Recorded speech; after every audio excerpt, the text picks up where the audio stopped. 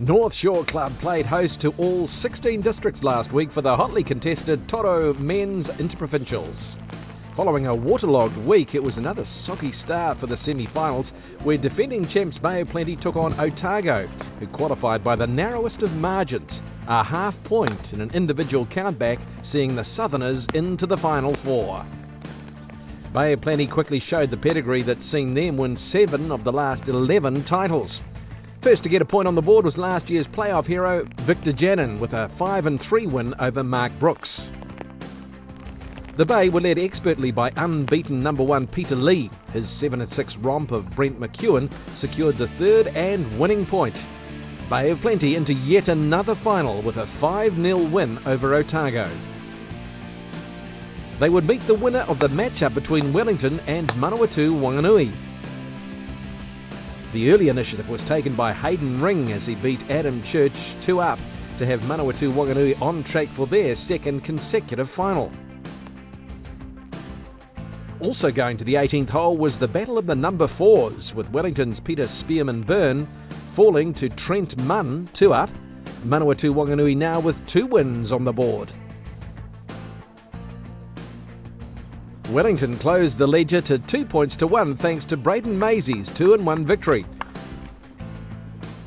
But Manwatu-Wanganui got the winning point through number 2 Tyler Hodge with a 3-2 defeat of Fraser McLaughlin. Josh Munn's young Manwatu-Wanganui team beating Wellington 3.5 to 1.5, setting up a rematch of last year's final with Bay of Plenty.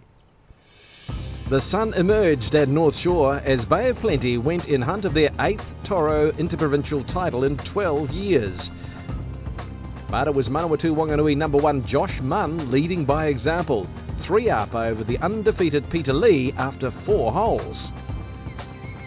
That fight was mirrored by his teammate, number 3 Fraser McDonald, firing this approach into the 6th hole to go 3-up over the Bay's William Howard.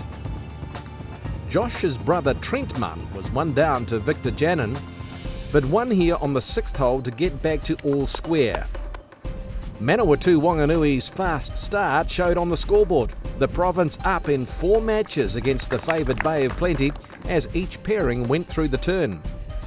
If the Bay was to stop Manawatu-Wanganui's momentum, then number 5 Charlie Hillier needed to produce some magic here on 18 to avoid defeat.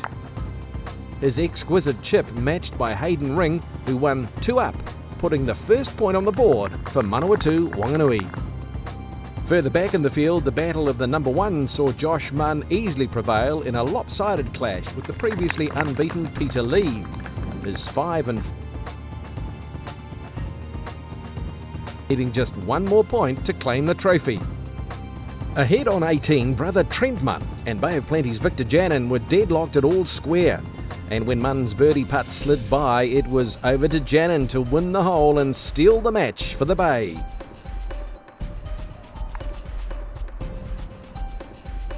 Manawatu-Wanganui now with 2.5 points on the board, and when word came through that Tyler Hodge was dormant 3-up, there was no way they could be beaten. Celebrations began across the back 9 as Manawatu-Wanganui won their first Toro Interprovincial title in 49 years. It means everything for the team. Manawatu-Wanganui, we've been all the same guys for the last 3 or 4 years in the same team, and it's just great to finally get one for the boys. Number 3, Lockie McDonald claimed the player of the tournament honour as the Manawatu province again proved it's a breeding ground for talented young golfers. We went through 9, I saw that everyone was up apart from me, but I thought we'll get this done, we'll be able to get this done. We knew we had the team to do it, so we just went out there and all guns blazing pretty much. Congratulations to Manawatu-Wanganui, winners of the 2013 Toro Interprovincial.